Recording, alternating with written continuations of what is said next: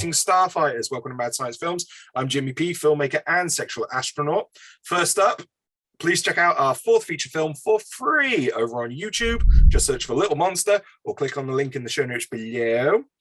This episode, I'm joined by a very special guest, a founding member of the Welsh production company powerhouse, Broadside Productions, and recipient of his very own Mad Science Films theme tune, Mr. Dan Bailey. Dan Bailey. What year did you kind of start production on your first feature then? So I think it's quite hard to put a pinpoint on it, but so our first feature that is sort of coming towards the end of its kind of post-production, it's kind of, COVID really hit it. So again, if you haven't got any money, it's difficult to kind of have a quick process if you haven't got any money. So you have to kind of really be patient. But anyway, it's coming to us. But in absentia, we kind of, I think it was around, because we shot it in 2019. So we would have been approached, I think it was around February 2018, literally off the back of this the film a month in 2017,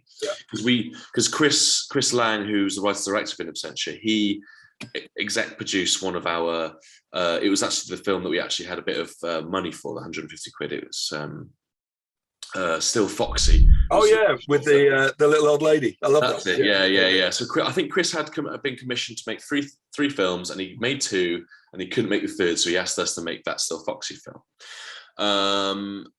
And after working with Chris on that, he then approached us to make it. So his first feature, it would be our first feature, his first feature, and we worked well together.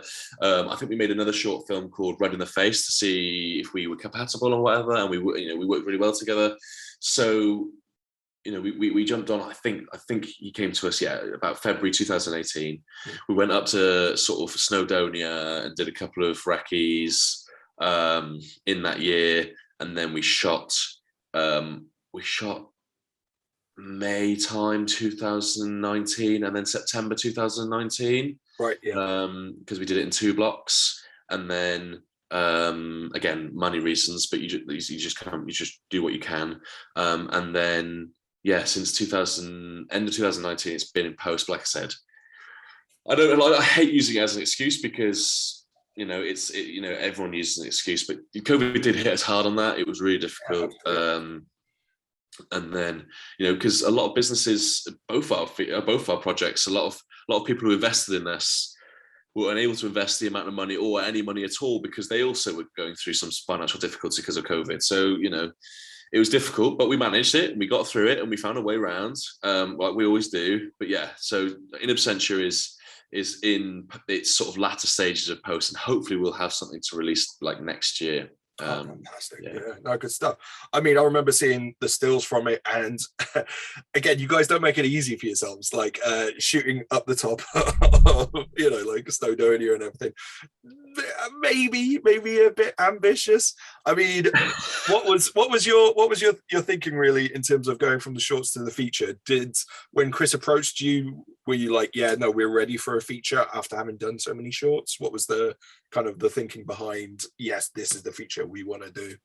I just think that, I know some people who are desperate to have a feature, but for whatever reason they haven't done one. Do you know what I mean? Yeah, I know people too.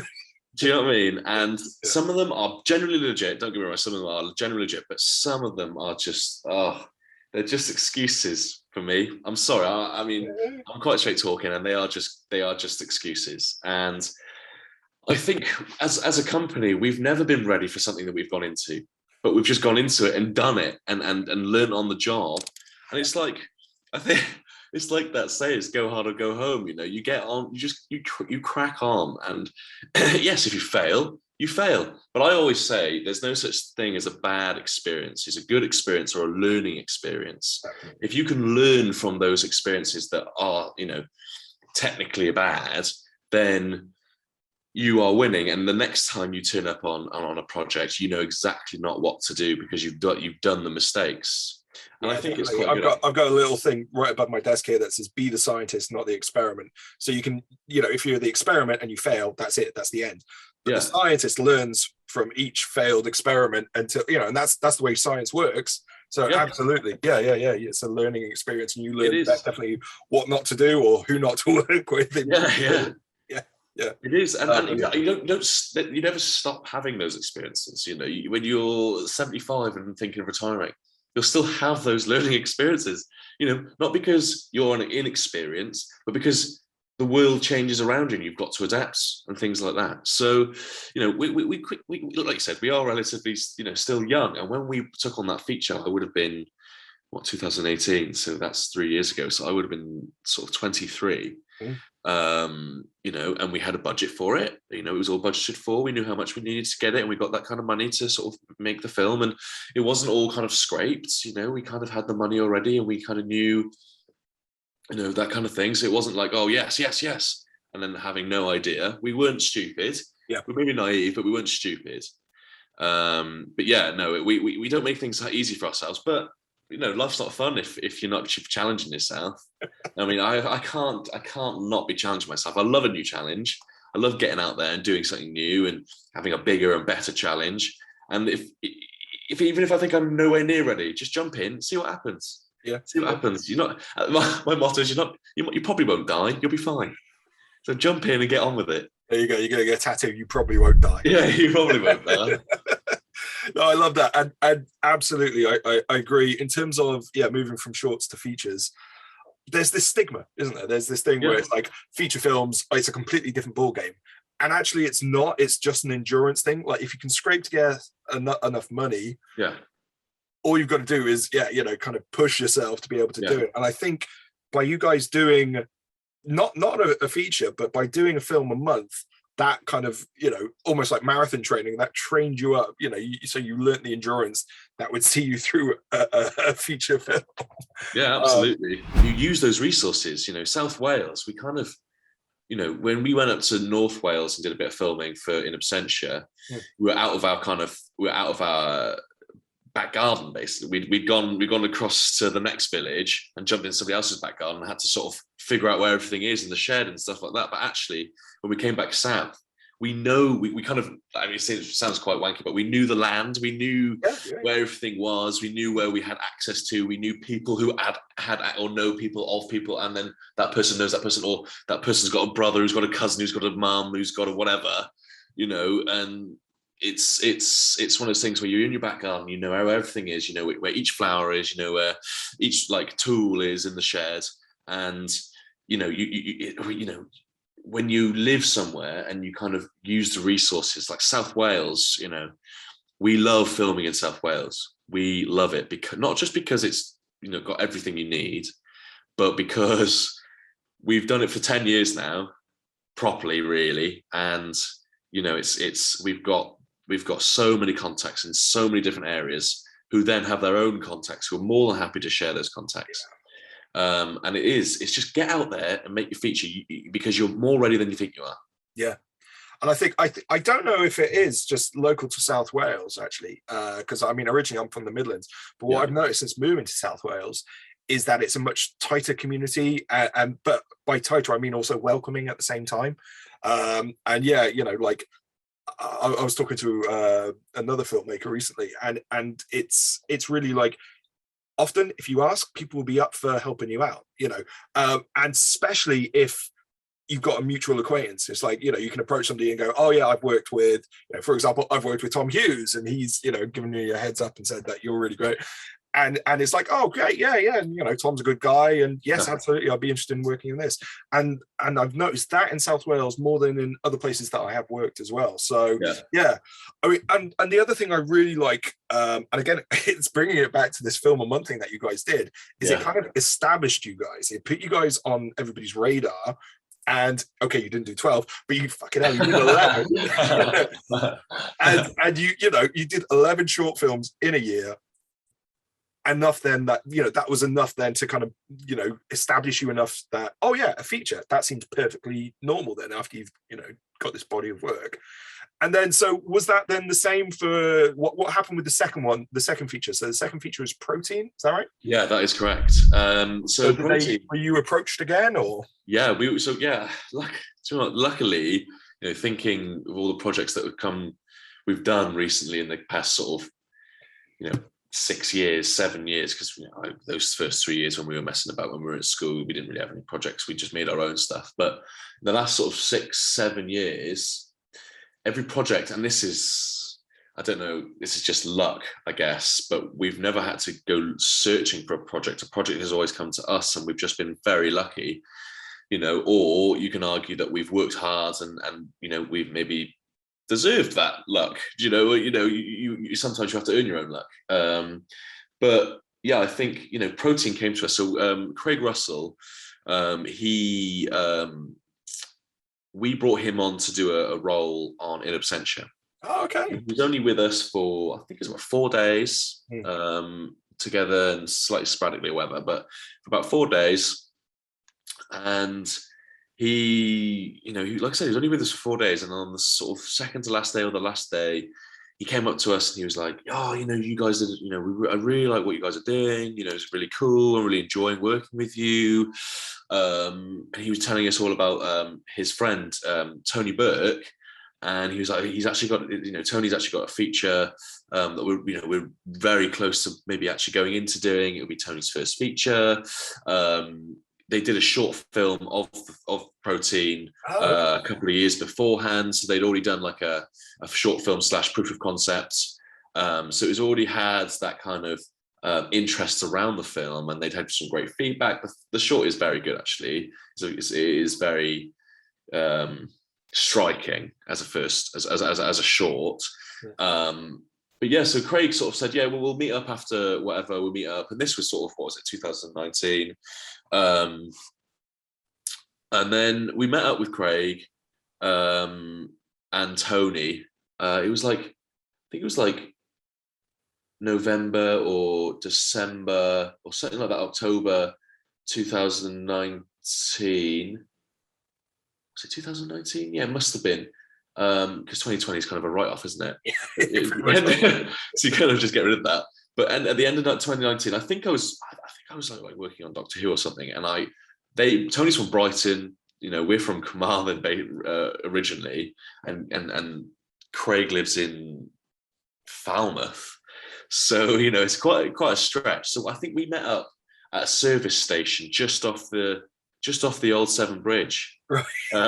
Yeah, so it's not a busy service station, because obviously the new Severn Bridge, not many people are using that kind of part of the M4 anymore. So yeah, we met up and we had a chat, and we were like, yeah, it sounds great, And Tony does a lot of commercials, so he's not like brand new to he works in the industry, just that kind of the other side of the industry. So he's not like somebody who just wants to jump into the industry. He's already there. He just wants to maybe transfer over to the fiction side.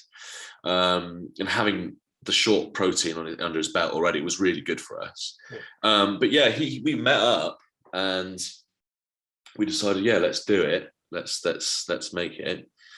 And then we decided that we should get everything together in quite a short period of time. I think we were looking to shoot in so many dates. We were going to shoot in. I think it was the end of 2020. We had all the investors in place, and then obviously COVID hit, and we were just a little bit kind of, like I said before, investors, they have to look after their own money, obviously, because they've got their own businesses. So that a couple of them had to maybe, pull out, not because they wanted to, but because they had to, which is completely understandable. And we kind of had to find some more money because we needed a bit of cash, not just playing around with a couple of quids. We needed a bit of cash for this film. It was a 4-week shoot, so we needed some cash. And we did get the cash. We decided to push it from, I think it was like September, October, November, that period of time, because of the weather and obviously the light of the day, that kind of fitted the film tonally and stylistically. So we decided to push it until 2021, April, May. Yeah. So we pushed it, what was that, like 5 months? Yeah. 4 months. We pushed it then. So we shot at the beginning of this year. April, May. I've never experienced That it really was an insane shoot. It really was. And like you said, another one where we jumped into the deep end. Maybe, the film probably could have done with a 5 or 6 week shoot. But what can you do if you haven't got the money? You do what you can. And it's like 16 to 18 hour days for the production team. It was absolutely insane, and I think anything that could have gone wrong went wrong behind the scenes. And I'm saying this now because it's fine, because we've shot it and it looks, and we're really proud with what we shot, and we're super excited to show it to people, because both films are super excited because we haven't released these projects. We've been working on them since 2018, within Absentia. But we're super excited, and I think the fact that In Absentia went quite well in comparison to Protein, right? And Protein, like I said, if anything could have gone wrong, it went wrong. And it's just, again, those skills that we built up during the 2017 with the short films, during In Absentia, really, we had to really cling on to those we had to really believe in ourselves to get through those 4 weeks, because it was one hell of a kind of ride. It really was. So was Protein a bigger budget then? It's probably, I'd say, just over double, maybe just about double the size of In Absentia. So we try and strive to every time we take on a new project, especially a feature, we want to be going bigger and bigger and bigger with the budgets, because like Protein and In Absentia, with the budgets they've got, they are still going to be good films. I believe they will be good, and I hope people can trust us as filmmakers that they will be good. But if they had bigger budgets, they'd be even better. Do you know what I mean? So when you've got a bigger budget, like I said, we're not in the position where we're going to keep throwing money at things, like we spoke about earlier. But it's one of those things where if you get a bit more money, you can afford to have a better quality film. It's just fact. And to be honest, a lot of the time when we're talking about big budget, what we're really talking about is more time.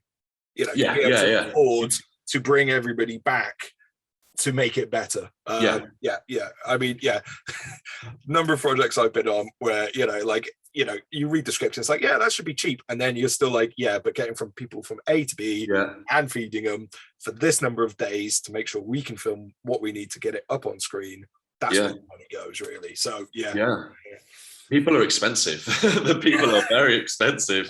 But there's, we're never going to ever cheap out on food or, accommodation or travel or anything like that. We'll always, number one, I believe, on films, on a film set, if your crew is happy, or as happy as that you can possibly make them, yes, there are things that are going to go wrong, and not everybody's going to be happy. It's like being, a politician, or, like a manager. You're never going to make everybody happy. A decision that you make that is a tough decision, you are going to upset some people, but you've got to make that decision for the best of the project, but also for the best of the majority rather than everyone. And it is difficult, it really is, but you've got to be the bad guy sometimes. You've got to be able to take it on the chin, you've got to have thick skin, and you've got to really understand people. You've got to understand your team. But we never cheap out on like I said, food and stuff like that, because I think that if you've got a happy crew and they want to work, if they're happy and they like you, they want to work for you, especially at this particular level in the industry. We're not having people who are coming in, like I said, who need it to pay the bills, who need that work or whatever, or they're at the top of their game and they don't need the work, they just do it because they want to. We work with people who are striving to, with us, go to the next level of their career. So it's if you look after them, they will look after you, and they will put their best effort in. They will put their all into that film, and then their all is because we like them. We think they've got potential. They're really good. Their all is a very high level of skill. So keeping that, it's understanding your team, understanding how to manage a team. And those fundamentals of managing are all there, in that role of producing and production management and all that. It's just you are under a lot more stress because it is, you know, it is insane, and you know, But you're dealing with a lot of. it's not a 9 to 5 job, is it? It certainly is. Management, you know, like typically you're talking a 9 to 5 kind of job. Yeah, typically, on a film thing, it's as you say, it could be 18 hours. And it is, and it's 18 hours because, you know, you've got an issue. If an issue arises at 11, 12 o'clock at night, you know, you've got to deal with it then. There's no, oh, I'll deal with it tomorrow when I get into work tomorrow. It's like, during production, you don't, you're even working when you're sleeping. Do you know what I mean? Because your brain doesn't stop. You're still thinking when you're sleeping, and it's, you know, it's really difficult. But like, you know, it's that time. But if you're willing to put the time in, you do produce, you know, when you see the footage, because we've had Alan, our editor, he's been on set as our assembly editor, so he's putting the rushes together, and so the director and us as producers, we can sort of review those rushes at the end of the day or the next day. So for example, if we didn't get a certain shot for a certain scene, or if it doesn't work, then we can fit it in on a day where it's not as heavy and go and get that shot to make it work, rather than getting a massive pickup week rather than just a pickup day, just to save us money again. So his time and his payment is cheaper than having to get the whole crew for a week of pickup. So, you know, it's little things like that, managing your team, and thinking about money saving things, and thinking about how to keep everyone happy, and thinking about like issues that if they arise, like I said, they arise at 12 o'clock, and people don't quite understand this, and also people who don't work in the industry don't quite get this all the time. So, you know, when some people might be in a relationship, or you might live with somebody who doesn't work in the industry, or you might even live with a family member or whatever who doesn't understand, it's really difficult. It does strain on any kind of relationship you might have with anybody. You know, if you have kids or whatever, if something comes up at 11 o'clock, or if something comes up in a christening or a wedding, or, you know, something like, or even a funeral, as much as it kind of, you know, as much as in the funeral, you know, some people will disagree with me, and that is absolutely fine. And they'll say, no, you need to make time for yourself, and you need to make time for your family or whatever. But for me, in the position that I'm in, you know, if for example, we are at a wedding and I get a phone call with an issue, I have to deal with that issue while I'm there, because I know that I will lose money if I don't get that issue sorted. And I'm not sort of in a position where I want to lose that money to then potentially hinder this film, which will then potentially hinder, you know, the way it's perceived, and hinder the next project. It's all about snowballing. It's all about creating momentum, creating good content, and then that content then gives you a bigger budget for another bit of content that you create and even better, and it snowballs and snowballs, and you keep that momentum. And if you lose $1,000 or $2,000 because an issue occurs, then that doesn't go on screen. You don't get a prop that could make a really good scene, or you don't get an actor who could, you know, enhance that scene. And then you kind of, it chips and it caps your momentum, and it caps your kind of potential progression. And that's the way I see it. And so I will deal with that issue no matter where I am or what time. I don't care. I will deal with that issue. And like I said, that's absolutely fine if you don't want to do that, because I'm not saying that's the way you should be done. It's just the way that we've always done it as a team, and just because we know that we know where we want to be in the future, and we have a good idea of how we want to get there. You know, we're not sort of going, oh, we just turn up and have some fun. You know, we take it very seriously. You know, obviously we still have fun because we all love it, but we take it very seriously. And like I said, some people will turn their phones off during like weddings and stuff, but I'm not willing to do that. Yeah.